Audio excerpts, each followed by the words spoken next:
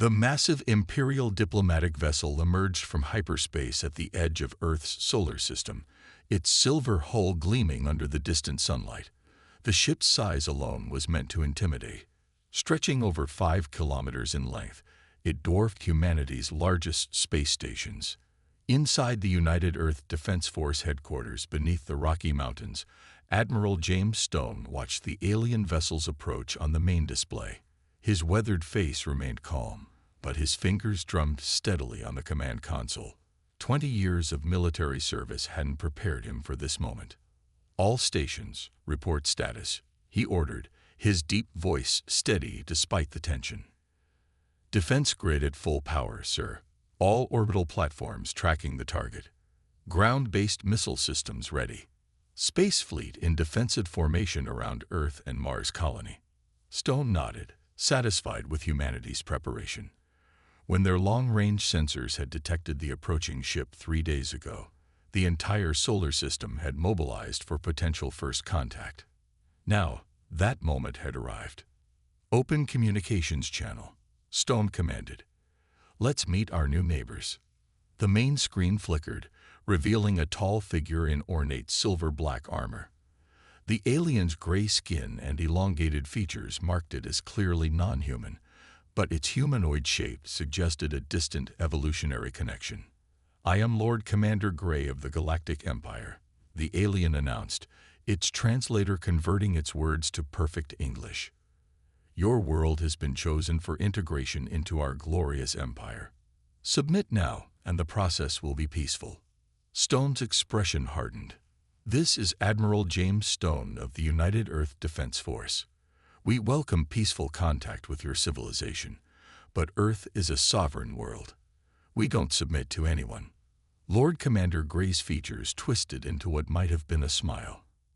"Admiral, you misunderstand. This is not a negotiation. The Empire has ruled the galaxy for 10,000 years. Your primitive civilization has barely reached your own moon. Resistance would be unfortunate." "We've done more than reach our moon, Commander," Stone replied calmly. "We have a thriving colony on Mars, settlements across the asteroid belt, and research stations orbiting Jupiter. We may be young, but we're not primitive." "Ah yes, your Mars colony." Gray's expression turned predatory. "Perhaps a demonstration is in order. You should witness the price of defiance."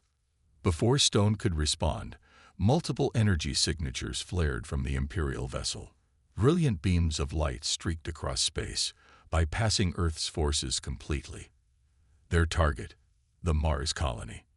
"No," Stone shouted, but it was too late.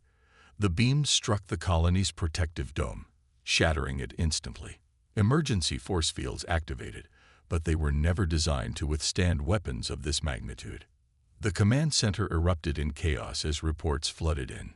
10,000 colonists, scientists, farmers, families, exposed to the harsh Martian atmosphere. The colony's backup systems were failing. Emergency shuttles were launching, but they couldn't save everyone. Stone's hands clenched into fists as he watched the disaster unfold. 20 years of human achievement on Mars, destroyed in seconds. 10,000 lives snuffed out to make a point. "Now you understand," Gray said smugly. "This is merely one ship. The Empire's full fleet numbers in the millions. Submit, and no more lives need be lost." Admiral Stone stood slowly, his voice cold with controlled fury. "Lord Commander Gray, you just made the biggest mistake of your life. Humanity has spent its entire history fighting wars. We've nearly destroyed ourselves more times than I can count. But we learned from each conflict, grew stronger, more resilient." He leaned forward, his eyes boring into the alien commanders. "We've spent the last century preparing for this moment, hoping we were wrong, praying we'd never need the weapons we built. But we built them anyway. Because deep down, we knew someone like you would come. Are you threatening the Empire? Primitive?" Gray scoffed. "No," Stone replied. "I'm warning you. Run. Take your ship and go back to your empire. Tell them to stay away from Earth, because you just killed 10,000 of our people, And now you'll learn why every human child knows the saying, "Beware the fury of a patient man." The transmission cut off abruptly. Within minutes, Earth's Defense Council convened. Within hours, war was declared. The Empire had come expecting an easy conquest of primitives. Instead, they had awakened a sleeping giant, one that had spent centuries preparing for this very moment. The war for Earth's freedom had begun, and humanity was ready. Lord Commander Gray stood before the Imperial War Council, his confidence unwavering despite the humans' threats. The massive chamber, with its towering crystal walls and floating display screens, housed the Empire's greatest military minds. "These humans are primitive," Gray declared, gesturing to images of Earth's space fleet. "Their ships use basic chemical propulsion. Their weapons are crude nuclear devices. They haven't even developed proper gravity control." General Ward, the Empire's chief military analyst, nodded in agreement. "Our scans show their most advanced computers use silicon chips. They haven't even discovered quantum processing. This will be a simple conquest." But in a hidden facility deep beneath the Pacific Ocean, the truth was very different. Admiral Stone stood in a vast underground hangar, surrounded by technology that would make the Empire's analysts choke on their words. "Status report on the Phoenix fleet," he ordered, watching as workers swarmed around sleek, black ships that looked nothing like Earth's public space force. "All systems ready, Admiral," reported Commander Wilson, a young officer with keen eyes. "The reverse-engineered gravity drives are functioning perfectly. The Empire still doesn't know about the scout ship we captured in 2089. Stone smiled grimly. "And the stealth systems. Better than the original alien tech. We've had decades to improve on their design. For 68 years, humanity had kept a secret. When the first alien scout ship crashed in the Brazilian rainforest, world leaders made a decision. They would hide their discovery, pretend to be less advanced than they were, and prepare. They knew that somewhere out there, someone would eventually come to conquer Earth. The Empire's first attack wave arrived exactly as expected. 300 massive warships emerged from hyperspace, their weapons charging. They expected to face outdated nuclear missiles and chemical rockets. Instead, black ships seemed to materialize out of nowhere, appearing so close they bypassed the Empire's long-range defenses. The Phoenix fleet, humanity's hidden sword, struck with devastating precision. "Impossible," Lord Commander Gray shouted, watching the battle feeds. "Their ships, they're using our technology. Better than our technology." The Empire's formations broke apart as human vessels darted between their ships, firing weapons that shouldn't exist. Gravity beams tore Imperial cruisers in half. Quantum torpedoes bypassed shields that had been impenetrable for 1,000 years. "How?" General Ward demanded, his face pale as reports of destruction poured in. "How do these primitives have this technology?" In his command center, Admiral Stone watched the battle unfold. "Send the message," he ordered. "Let them understand their mistake." Across Imperial communications channels, a video began playing. It showed the recovery of the scout ship in 2089. The years of research, the breakthrough discoveries. It showed how humanity had created a facade of primitive technology while building something far more dangerous. "You thought we were primitive because that's what we wanted you to see," Stone's voice narrated. "Every crude rocket we launched hit a quantum drive test. Every public space station masked a military facility. We studied your technology, improved it, and prepared for this day." The Empire's first attack wave retreated in disarray, having lost 60 ships in the first hour. They had expected an easy victory over primitives. Instead, they had attacked a civilization that had spent 3 generations preparing for this exact war. In the Imperial War Council chamber, Lord Commander Gray watched his career crumble as the full truth emerged. Humanity hadn't just copied Imperial technology. They had revolutionized it. Their ships were smaller, faster, more advanced. Their weapons were devastatingly efficient. "We have made a grave error," General Ward admitted, his voice shaking. These humans, they're not primitives playing with spaceflight. They're warriors who have spent decades preparing for war. Stone's final message echoed through Imperial communications. You killed our people on Mars to teach us a lesson. Now we'll teach you one. Never mistake preparation for weakness. Never confuse patience for fear. And never, ever assume that something is primitive just because it's young. The Empire's fatal mistake was complete. They had expected to find savages with rockets. Instead, they had awakened a giant that had been quietly building the tools of their destruction for 3 generations. The real war was about to begin. Commander Thomas watched from the bridge of his stealth ship as the Imperial supply convoy moved through space, their massive cargo vessels protected by 4 warships. The Empire still hadn't learned. Bigger wasn't always better. All ships maintain silence, he whispered into the comm. His 5 small attack ships hung motionless in the shadow of an asteroid, their advanced stealth systems making them invisible to Imperial sensors. The Empire had changed tactics after their first defeat, moving their supply lines away from Earth and dispersing their fleets. They thought distance would protect them. They were wrong. Target locked on the fuel tanker. His weapons officer reported quietly, as if the enemy might hear them through space. Other ships report ready. Thomas allowed himself a small smile. His team had trained for years for this kind of mission. Remember the history lessons, he said to his crew. Just like the old submarine warfare on Earth. Hit them where they least expect it, then vanish. The Imperial convoy drew closer. Their shields were up, their sensors scanning for threats, but they were looking for large ships, for proper military vessels, not for the shadows that waited in ambush. Execute, Thomas ordered. 5 human ships burst from their hiding spots, engines flaring to full power. Before the Imperial warships could react, quantum torpedoes struck the fuel tanker's engines. Secondary explosions rippled along its length as its volatile cargo ignited. Break formation, the Imperial commander screamed over the open channels. Protect the supply ships. But the human vessels were already moving, darting between asteroids and debris, launching missiles from multiple angles. They didn't fight like proper warships. They fought like pirates, like guerrilla fighters in space. In the Imperial Palace, Lord Commander Gray watched another report of supply lines being disrupted. How? He demanded. How are they reaching so far into our territory? His tactical officer, pale and tired from sleepless nights, pointed to a map. They're not using conventional bases, sir. Their ships are small enough to hide anywhere. Asteroids, debris fields, even the shadows of larger ships.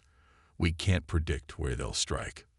These aren't military tactics, Gray growled. This is terrorism. This is survival, the tactical officer corrected carefully. We've been studying their history. They call it asymmetric warfare. When faced with a larger force, they adapt, change the rules of engagement. On his ship, Commander Thomas led his team away from the burning wreckage of the Imperial convoy. 3 supply ships destroyed, and 1 warship crippled. Not bad for a day's work. Sir, his communications officer called out. Intercepted Imperial transmission. They're calling us space pirates. Laughter rippled through the bridge. Pirates? Don't they read history? Thomas shook his head. We're not pirates. We're privateers, just like in Earth's old naval wars. Hit the enemy's supply lines, weaken their ability to fight. The Empire's frustration grew as more reports came in. Human ships appearing from nowhere, striking critical targets and disappearing before reinforcements could arrive. Their massive warships, designed for grand fleet battles, proved too slow to catch the agile Earth vessels. In the war room beneath the Rocky Mountains, Admiral Stone reviewed the latest successes. How many supply lines disrupted? 40% of their local sector logistics, sir, an aide reported. Their main fleets are starting to feel the pressure. Some are forced to withdraw due to lack of fuel and supplies. Stone nodded with satisfaction. The Empire had expected traditional space battles, fleets facing fleets in the void. Instead, they got ghost ships striking from shadows, supply lines in chaos, and a growing fear among their crews. "Send word to all commands," Stone ordered. "Phase 1 is complete. Begin Phase 2. As his message went out, hundreds of human ships emerged from hidden bases across the solar system.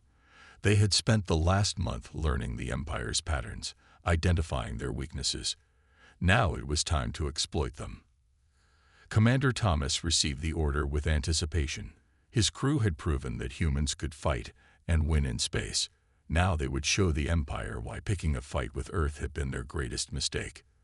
The guerrilla war in space was about to become a full-scale revolution in military tactics. General Ward sat in the Empire's war room, watching recordings of recent battles against human forces.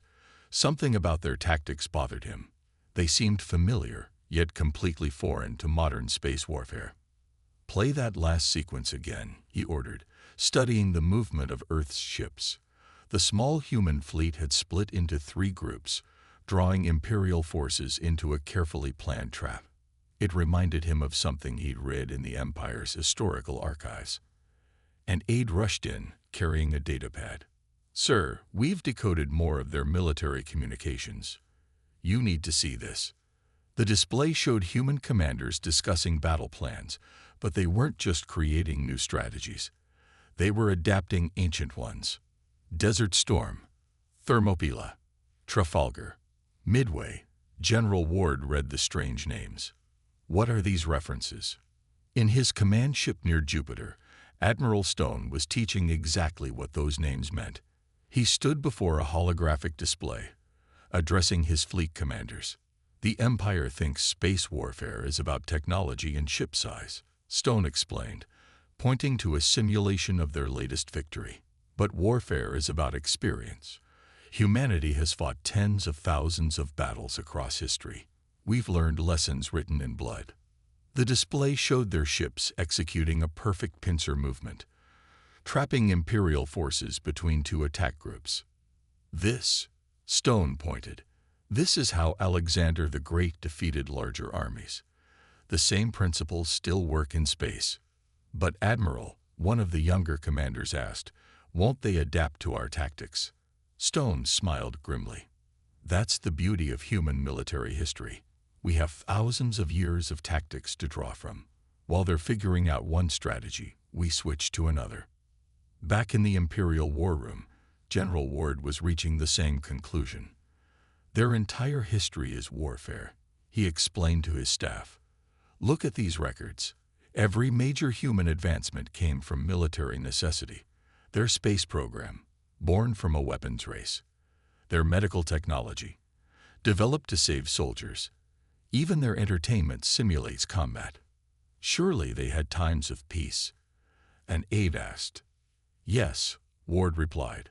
"But even in peace, they prepared for war. Their warriors trained constantly. Their scientists never stopped developing weapons. They called it peace through strength." The truth was becoming clear to the Empire. They hadn't just encountered another spacefaring race.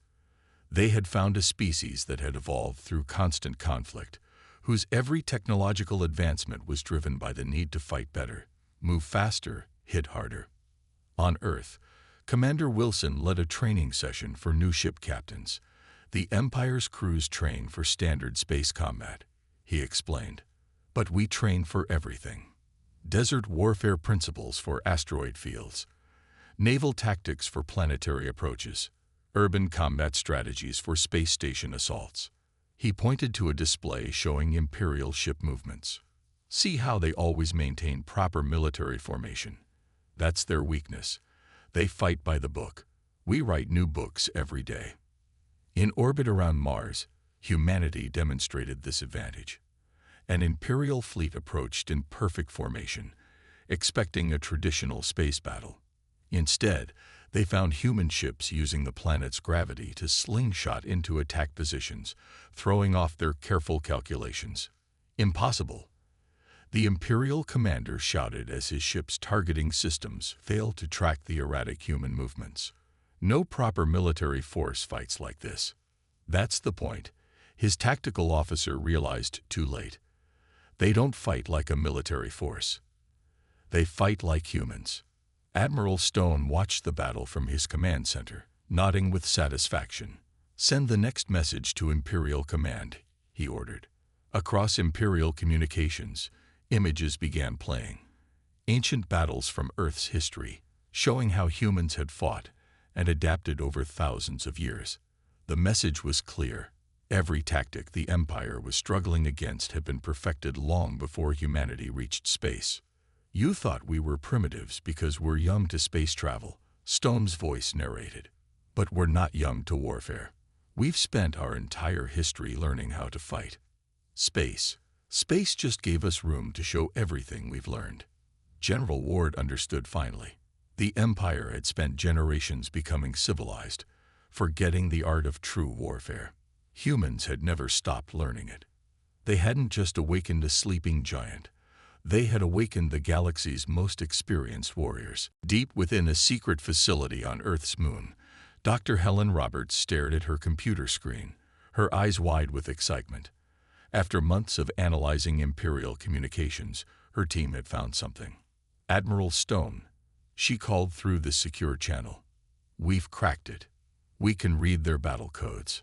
The discovery had come from an unexpected source.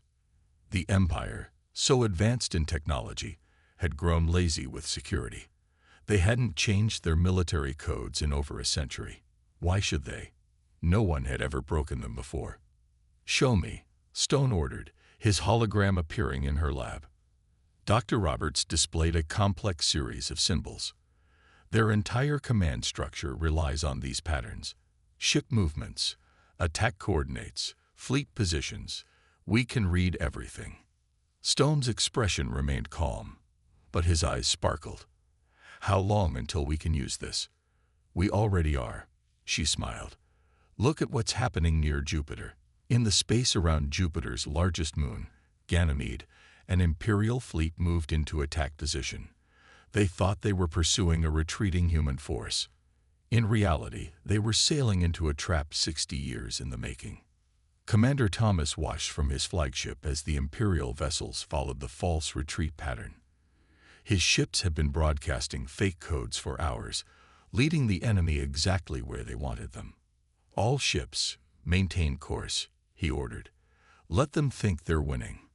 The Imperial commander, proud of running down the seemingly fleeing human ships, didn't notice they were being drawn into a carefully prepared kill zone.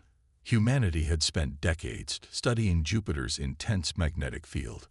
They knew exactly how it could disrupt Imperial sensors. "Spring the trap," Thomas commanded. Suddenly, the retreating human ships turned to fight. At the same moment, 2 more fleets emerged from hiding behind Jupiter's other moons. The Imperial forces found themselves surrounded, their communication arrays scrambled by Jupiter's magnetic field. "How?"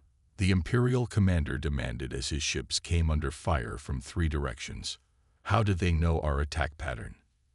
In the Imperial palace, Lord Commander Gray received the news of the disaster with growing horror. 40% of their local fleet destroyed in a single battle. And worse, their supposedly unbreakable command codes were compromised. "My lord," his aide reported, "the humans, they're inside our command network. They're predicting every move we make." Gray's face darkened with rage. "Impossible. Our codes are perfect. They've been perfect for 300 years. That's exactly the problem. Sir," the aide explained, "we never changed them. The humans spent decades studying them, finding patterns we never thought to hide." The Battle of Jupiter's Moons, as it came to be known, marked a turning point in the war. But the Empire's worst nightmare was yet to come. Admiral Stone stood on his flagship's bridge, watching the Imperial fleet's death throes. "Begin Phase 3, he ordered. Across the solar system, human ships began broadcasting directly on Imperial command frequencies. Not to jam them, but to use them. Earth's vessels now moved in perfect counterformations to Imperial strategies, appearing wherever the Empire least expected them. "Sir," a junior officer called out, We've detected Lord Commander Gray's personal flagship trying to escape the battle. Stone's expression hardened. Not this time. All ships, execute pattern Delta. Let's show them what else we've learned from their codes. Human vessels moved with practiced precision, cutting off every escape route. Gray's mighty flagship, 10 times the size of any human ship, found itself trapped against Jupiter's gravity well. In his command center, Gray watched with disbelief as human ships surrounded him. They were using Imperial tactical patterns, but modified, improved, turned against their creators. "Attention Imperial flagship." Commander Thomas's voice came through clearly on their own command frequency. "Your codes are broken. Your tactics are known. Surrender now." The mighty Lord Commander Gray, who had started this war with such confidence, looked out at the human fleet that had outmaneuvered him. His own tactical patterns, perfected over centuries, had become the tool of his defeat. The Empire's greatest advantage had become its greatest weakness, and now one of its highest commanders was about to fall into human hands. The war was entering its final phase. Lord Commander Gray sat in the interrogation room aboard Earth's orbital defense station. The room wasn't what he expected. No torture devices, no threatening guards. Just a simple table, 2 chairs, and Admiral Stone sitting across from him. "Let's talk about the Empire's military history," Stone said calmly, placing a tablet on the table. "How long has it been since your forces faced real resistance?" Gray laughed bitterly. "You think I'll betray Imperial secrets?" "No secrets needed," Stone replied. "We've already accessed your military archives. We just want to confirm our findings. When was the Empire's last actual war?" The question hit Gray harder than any torture could. He remained silent, but his expression showed the truth that humans had discovered. In the observation room, Dr. Roberts watched with other military analysts. "The Empire hasn't fought a real war in over 300 years, she explained. Every species they encountered simply surrendered, believing the Empire was invincible."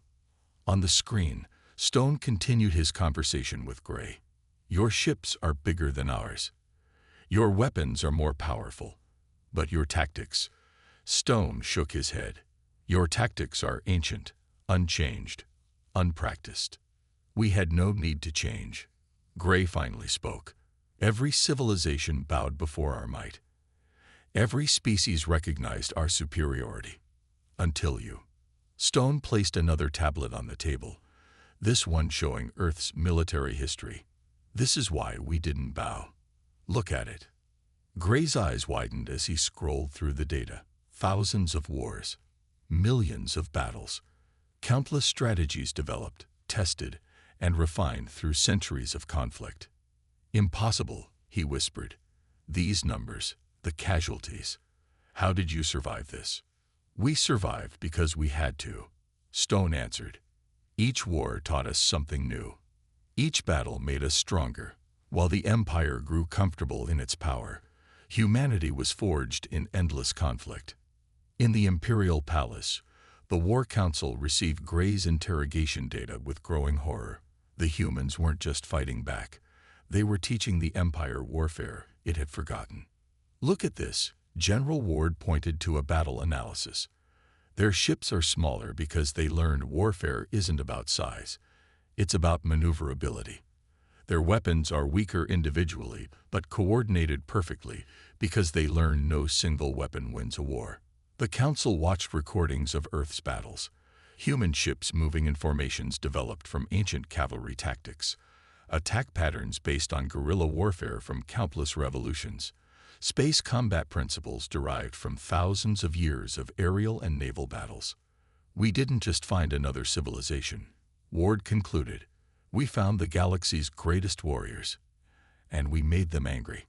Back in the interrogation room, Gray finally understood. "Your people," he said slowly, "they're not just soldiers.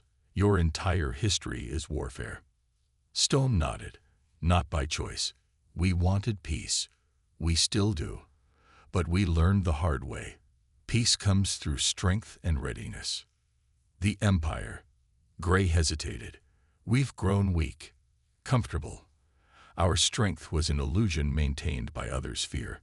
In orbit around Earth, human ships were already implementing new strategies learned from Imperial technology.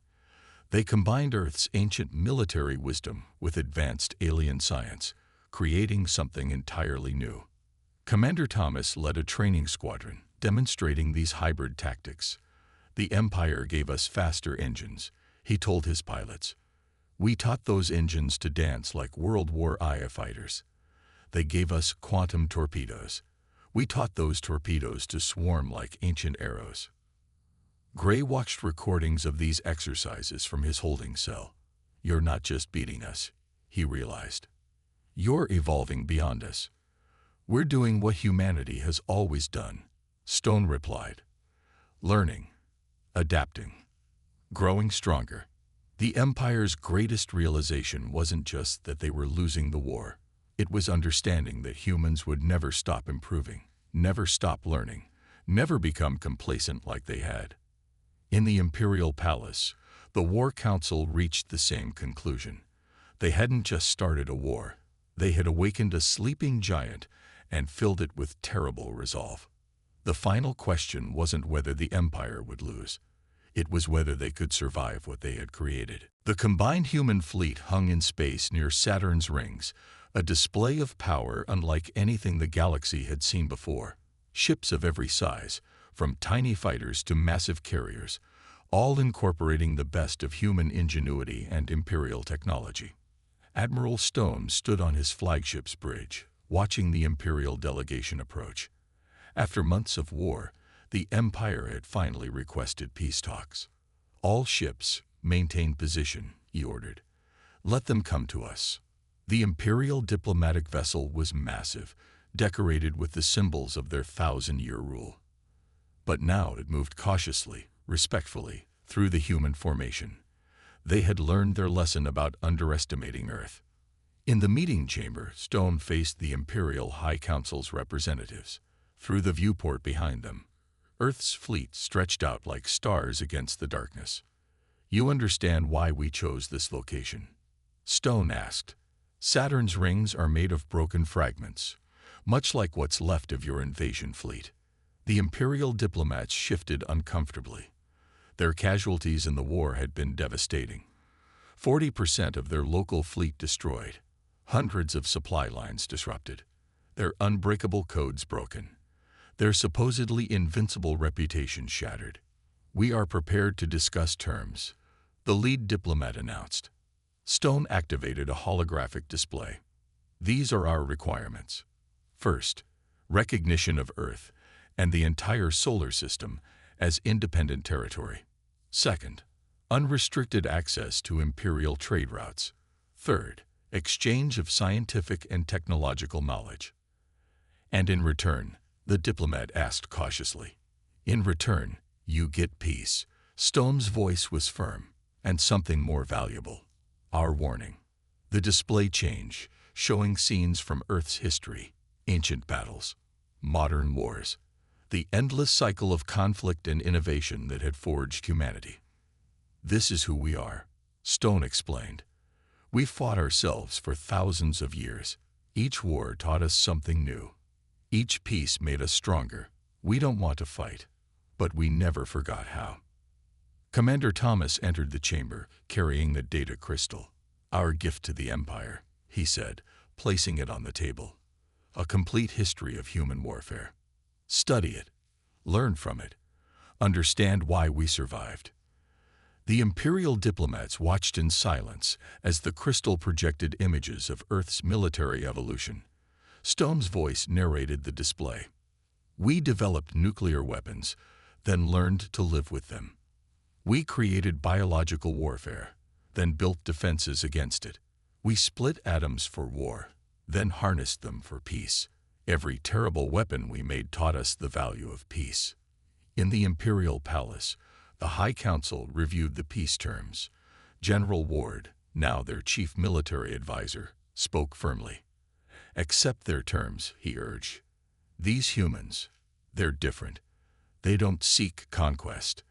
They don't want our territory. They just want to be left alone. and they have proven they can enforce that desire. Lord Commander Gray, speaking from his holding cell via hologram, agreed. I've seen their training, their dedication, their history. If we continue this war, we won't just lose ships and territory. We might lose everything. Back in the meeting chamber, Stone delivered humanity's final message. We're not interested in revenge for Mars, he said. We're not looking to conquer your empire. But understand this, we survived our own wars. We'll survive yours. The question is, will you survive us? The Imperial diplomats signed the peace treaty without further debate. As they returned to their ship, they carried with them not just a treaty, but a profound understanding. They had thought themselves invincible, only to discover a species that had never known the luxury of invincibility. As the Imperial ship departed, Commander Thomas joined Stone at the viewport. Will they keep the peace? Thomas asked. Stone watched the ship disappear into hyperspace. They will. Because now they understand something crucial. Humanity doesn't want war, but will never stop preparing for it. Peace through strength isn't just our policy. It's our survival. Earth's fleet began its journey home, leaving behind a changed galaxy. The Empire had learned its lesson, and a new era was beginning. One where humanity's reputation would ensure peace far more effectively than any treaty. They had come to conquer primitives. They had found warriors. And now, the galaxy would never be the same.